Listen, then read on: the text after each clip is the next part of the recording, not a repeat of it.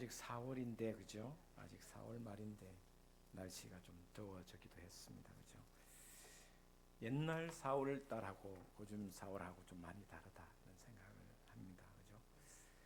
예, 오늘 본문 말씀은 제자들의 발을 씻기는 내용이 나옵니다. 상징이 있고 교훈이 있습니다. 물로 발을 씻는다라는 물의 의미가 참 많은 것을 상징합니다. 여러분, 예수님께서는 나는 생명의 물이다라고 말씀하셨습니다.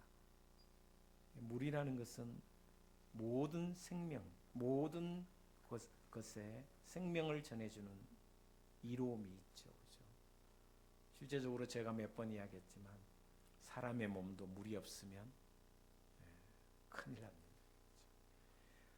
물은 언제나 낮은 곳으로 흐르고 그리고 너무너무 부드럽고 힘이 없어 보이지만 가장 힘이 센 것이 물입니다. 여러분 아시다시피 그 물이 모인 곳이 바로 다 포용하는 것이 바로 바다예요.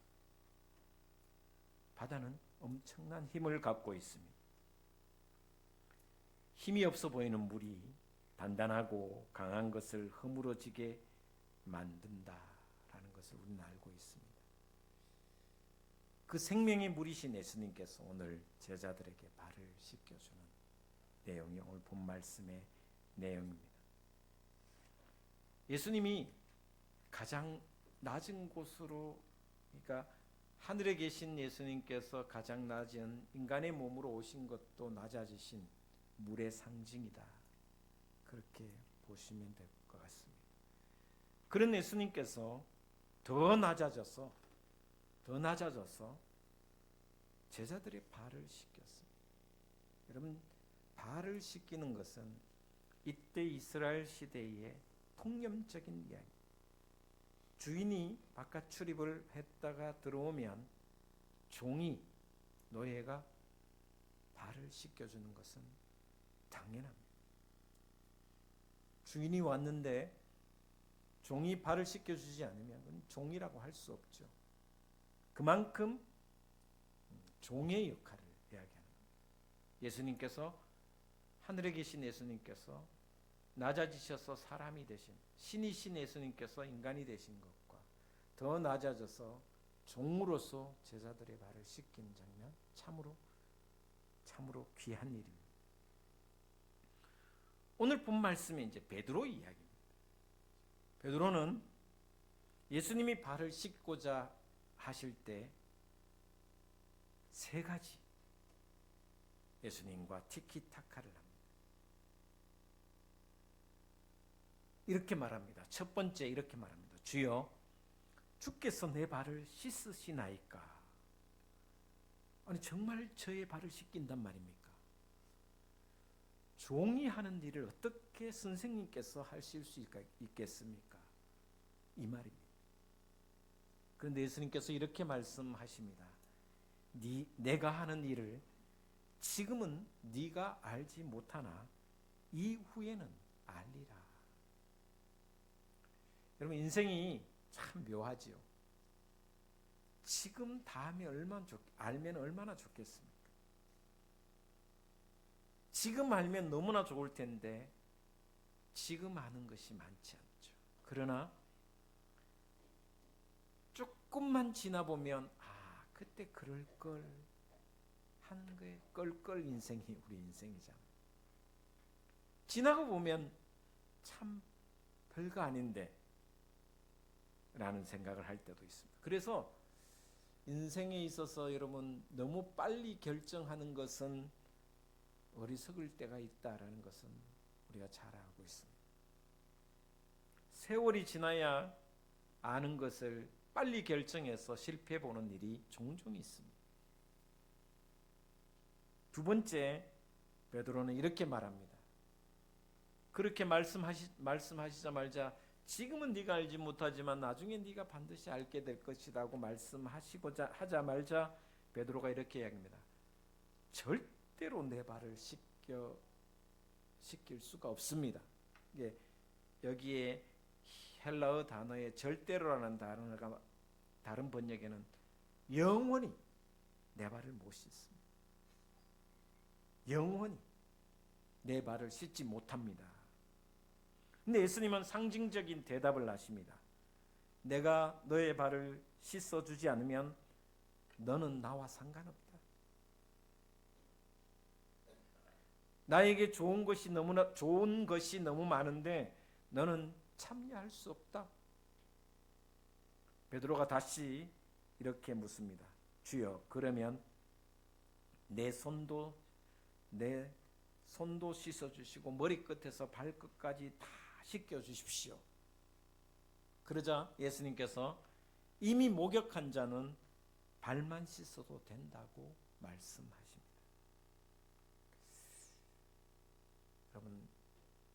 여러분 인생에 가장 중요한 것은 대부분 거저 받습니다. 선물로 받았습니다. 값을 치르지 않고 받은 것들은 너무나도 많습니다. 이미 내 이 생명, 이 몸뚱아리도 거저 받은 거나 마찬가지죠. 자격이 있어 부모의 사랑을 받은 것이 아닙니다. 가장 귀한 것을 주신 그분께 감사하기보다는 가치 없는 일에 우리 인생을 투자하는 경우가 많습니다. 저와 여러분에게 가장 우리 사람에게 가장 귀한 것 중에 하나가 뭘까요? 바로 사랑입니다. 사랑. 내 안에 사랑이 없으면 사랑할 수 없죠. 근데 사랑은 주는 사랑이 있고 받는 사랑이 있습니다. 성경은 사랑하라라는 말을 계속합니다. 성경을 계속 보시면 내 이웃을 내 몸과 같이 사랑하라, 원수를 사랑하라, 사랑하라 라는 것을 많이 이야기합니다. 이게 주는 사랑입니다. 근데요, 받는 사랑도 있습니다. 받는 사랑. 사랑의 반대, 무관심이라고도 하지만 사랑의 반대는 죄입니다. 죄. 악입니다. 사랑의 반대는 악이고 죄입니다. 죄에는 두 가지가 있습니다. 사랑하지 않는 죄가 있고 반대로 사랑을 거부하는 죄가 있습니다. 여러분, 사랑하지 않는 이유가 뭘까요?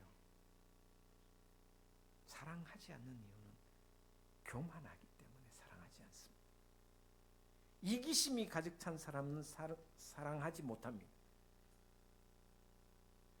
상대방이 잘하고 못하고의 문제가 아니라 내가 교만하기 때문에, 여러분, 사랑은, 예수님의 사랑은 상대에 대한 비교가 아닙니다.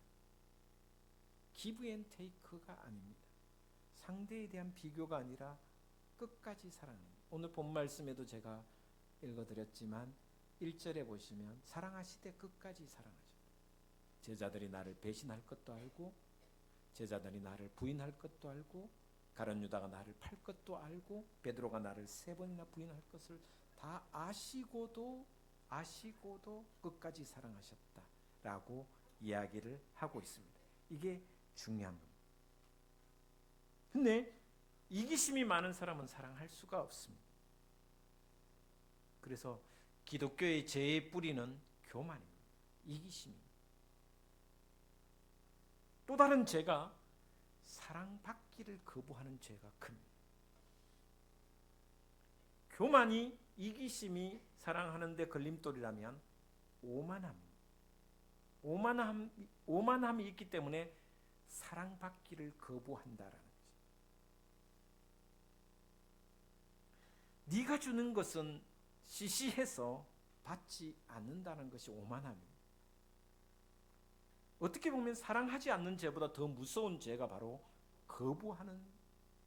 사랑을 거부하는 죄입니다. 사랑하는 것도 힘들지만 사랑받는 것도 참 힘듭니다. 이 죄가 엄청난 죄가 될 수 있습니다.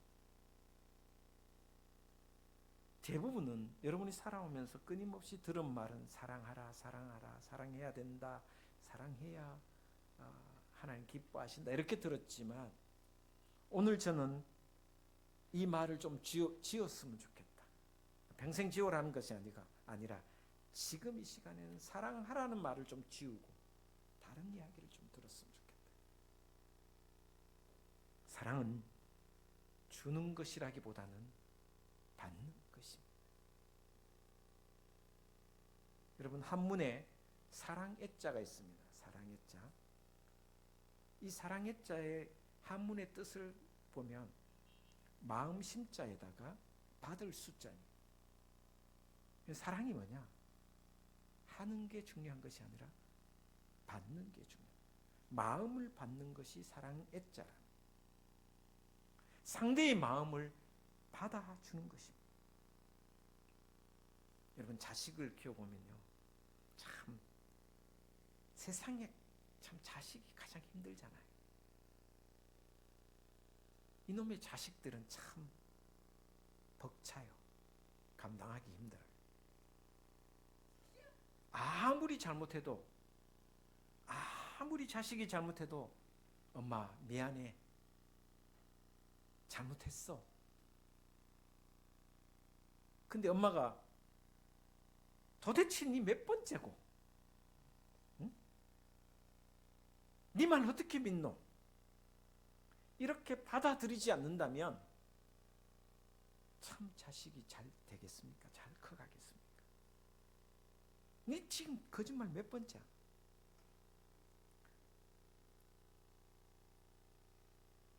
여러분 자식은 물론 자식에게 교훈을 주기 위해서 그런 말을 할 때도 있지만 그러나 끝내 받아들일 수밖에 없는 것이 자식이잖아요. 니 도대체 몇 번째 지금 사과하는 거예요? 안 돼. 다시는 니 거짓말 안 통해요. 이렇게 하면 자식이 나중에 힘들겠죠. 이것이 죄라는 말씀입니다. 사랑은 받는 것이다. 근데 우리는 저와 여러분이 자라면서 도덕적으로 윤리적으로 길들여져 있는 경우가 많습니다. 무슨 말이냐 하면 모든 것에는 조건이 있다라고 생각합니다. 조건이 있어야 그 조건이 충족해야 받아들이는 경우로 자랐습니다. 누군가 값없이 뭔가 주려면 자존심이 상하는 경우가 많습니다. 받으면 빚지는 것 같고 자존심이 상하는 것처럼 여기는 경우가 종종 있습니다. 그뿐 아니라 마음이 오만해지면, 오만한 사람의 특징은 뭐냐 하면 이 정도면 내가 잘 사는데 누가 나에게 뭔가 주려고 하고 뭔가 나에게 베풀려고 하면 그까짓 거 별거 아닌데 라고 생각하면서 받지 않는 경우가 종종 있습니다. 그래서 사랑을 거부하는 경우도 종종 있습니다. 왜냐하면 우리 한국 유교 문화 속에서 이런 교육과 문화 속에서 자랐기에 그렇다라는 것입니다. 그래서 은연중에 신앙에서도 이런 거부하는 경우가 너무나도 많습니다. 여러분 우리는 다 죄 중에 있습니다. 죄악 중에 살았습니다. 그 죄 중에 살면서 가장 큰 죄가 뭐냐면 하나님이 값없이 주신 것을 거부하는 것이라는 것입니다. 우리 사람이, 저와 여러분뿐만 아니라 우리 모든 인류가 가장 큰 죄가 뭐냐면 하나님의 사랑을 거부한다는 것입니다. 사랑하지 않는 것도 죄지만 사랑을 거부하는 것도 죄다라는 것을 오늘 말씀드리는 겁니다. 예수님은 사랑이십니다. 하나님의 사랑이 육신으로 입고 오신 분이 바로 예수님이십니다. 주님은 우리를 너무너무 사랑하시고 계셨고 하셨고 지금도 사랑하고 계십니다. 죄인도 사랑하시고 보잘것없는 저도, 여러분도 사랑하고 또 사랑하셨습니다.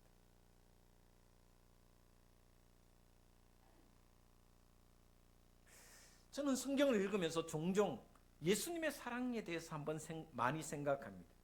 우리를 사랑하시는 그 사랑에 대한 것을 넘어서서 예수님이 우리의 사랑을 어떻게 받아주시는가, 사람의 사랑을 어떻게 받아주시는가에 대해서 종종 생각합니다. 누가복음 보시면요, 어떤 바리새인이, 여러분 바리새인은 율법학자이고 굉장히 자기가 율법에 대해서 잘 지킨다고 생각하는 사람입니다. 예수님을 초대합니다. 자신이 은근히 높다고 생각하면서 초대합니다.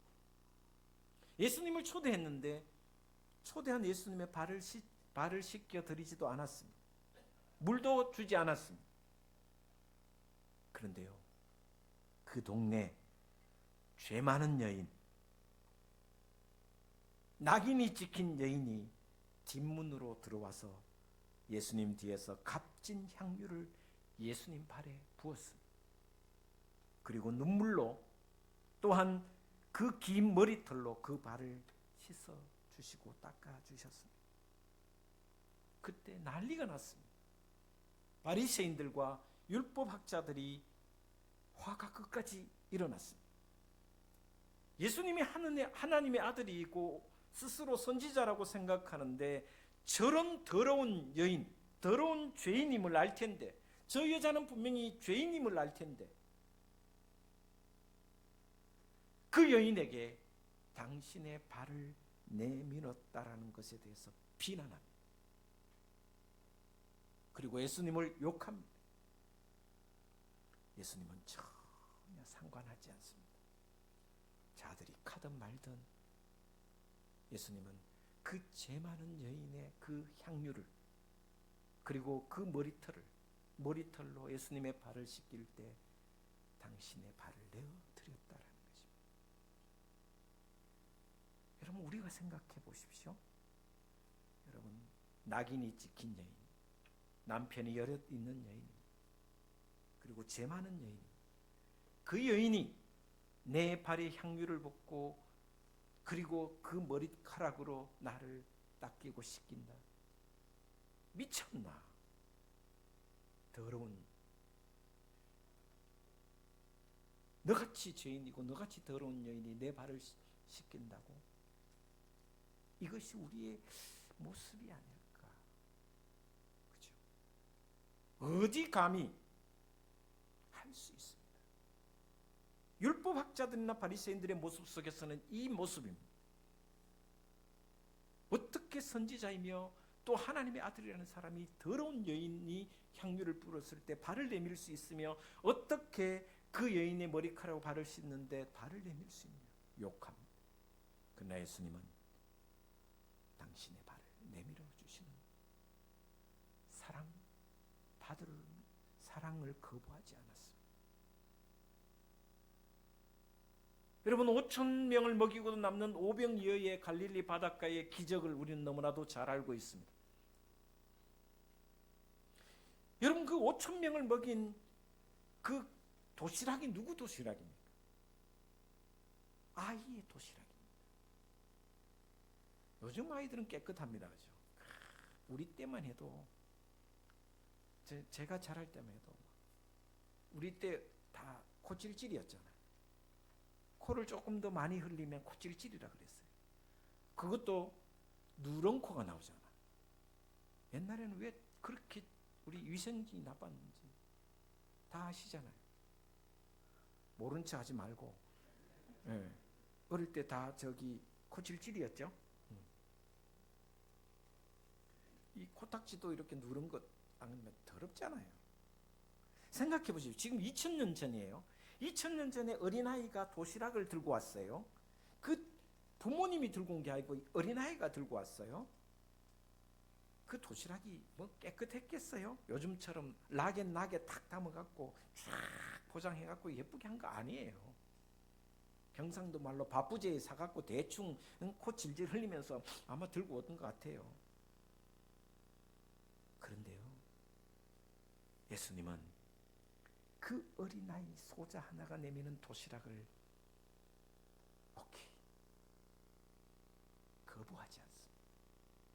그 도시락을 받아서 축사하시고 기도하시면서 그리고 5,000명에게 나누어 주시고, 어린아이의 작은 것을 주님이 받으셨다는, 그리고 하늘을 우러러 축사하시고 기도하셨다는, 이게 바로 예수님의 사랑입니다.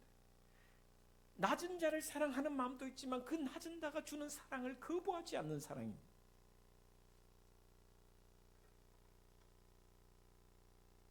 사랑하지 않는 것도 죄지만 사랑을 거부하는 것도, 작은 것조차도 거부하지 않는 것도 죄라는 것을 예수님을 통해서 우리에게 보여주고 있습니다. 혹시 여러분은 어떤지, 나는 거부하는 것이 있지는 않는지, 내 모습 속에 오만함이 있어서, 교만함이 있어서 사랑하지 못하는 것과 또 거부하는 것이 있지 않는지, 나보다 못한 사람, 나보다 좀 힘든, 정말 좀 보잘것없는 사람 보면 은근히 그 사람이 베푸는 호의에 나는 거부하고 있지 않는지. 저는 오늘 이 말씀을 통해서 여러분에게 말씀드립니다. 사랑하지 않는 것보다 더 무서운 죄가 사랑받지 않는 것입니다. 하나님께서 끊임없이 우리를 향하여, 인류를 향하여 내가 너희를 사랑한다고 말씀하셨어요. 내가 너를 용서한다고 말씀하셨어요. 그럼에도 불구하고 우리 인간은 끊임없이 거부하셨어요. 거부했습니다. 가슴을 열고 받아들일 때 고이게 됩니다. 여러분, 사랑의 원어의 뜻을 보면 고인다라는 무슨 뜻인지 알죠? 괴다, 고인다. 사랑의 원래 순수한 우리 말은 고인다라는 것입니다. 아버지 어머니 날 낳으시고 괴이시니. 사랑은 내 가슴을 열고 받아들일 때 고이는 겁니다. 하나님의 사랑을 받아들여서 그 사랑이 내 안에 고이고, 나의 죄가 아무리 크고 무서운 것이라도 내가 너를 용서하노라는 것을 받아들여 그 용서가 고이고 은혜가 고여서 우리의 믿음이 자라는 것입니다. 십자가 위에서 나를 위해 죽으신 그 사랑과 용서, 이것을 받아들여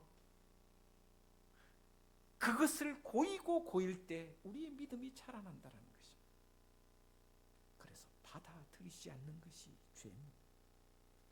하나님의 사랑, 하나님이 우리에게 주신 영원한 생명, 하나님 주신 구원, 이 모든 것이 그냥 받는 것이고 선물인데,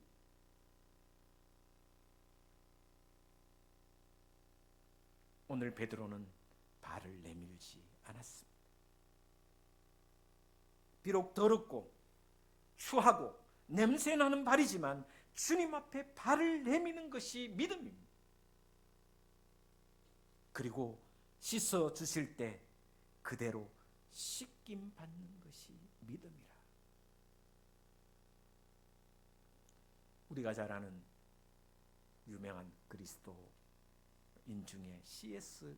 루이스라는 사람이 있습니다. C.S. 루이스는 참 위대한 영성가이기도 하고 대단한 분이시다 생각합니다. 그 C.S. 루이스가 어떤 책에 이렇게 기록해 놨습니다. 한번 따라하겠습니다. 그리스도인은 즐거운 거지다. 거지라고 해갖고 또 잘못 알아들었나. 하나님 앞에 즐거운 거지가 되시기를 주님의 이름으로 축복을 드립니다. 은혜는 즐거운 거지에게 임하게 되어 있습니다. 가난하고 모자라기에, 여러분, 거지는 가난하고 모자라고 없기 때문에 얻어먹는 것입니다. 가난하고 모자라기에 하나님께 얻어먹는 즐거움, 그 즐거움이 있는 거지. 나는 이만하면 건강도 있고 나는 이만하면 물질도 있다고 생각하는 사람은 하나님 주신 은혜는 액세서리에 불과합니다. 나 이 정도 되면 잘 살잖아. 내 지식과 내 노력으로 열심히 살면 뭔가 풍성해지는데,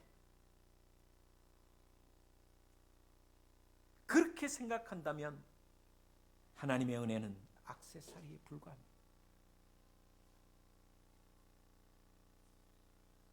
내가 가난한 거지이기에 주님이 주신다 할 때 즐겁게 받아서 내 것으로 사는 사람이 진짜 그리스도인이다.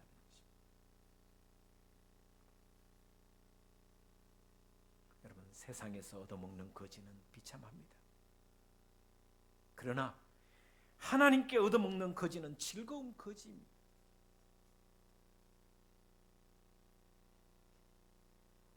하나님께 은혜를 받아야만 살아가는 즐거운 거지가 참 그리스도인이다 라고 생각합니다. 사랑은 받는 것입니다. 구원도 받는 것입니다. 용서도 받는 것입니다. 은혜도 받는 것이며 영생도 받는 것입니다. 가장 귀한 것은 받는 것입니다. 받아야 할 것을 거부하는 것이 죄입니다. 받아서 내 것으로 누리고 그것으로 감사하며 살아가는 즐거운 거지, 하나님의 은혜에 목마른 거지가 되기를, 그래서 참 그리스도인으로 살아가는 저와 여러분 되시기를 주 예수 그리스도 이름으로 축원을 드립니다.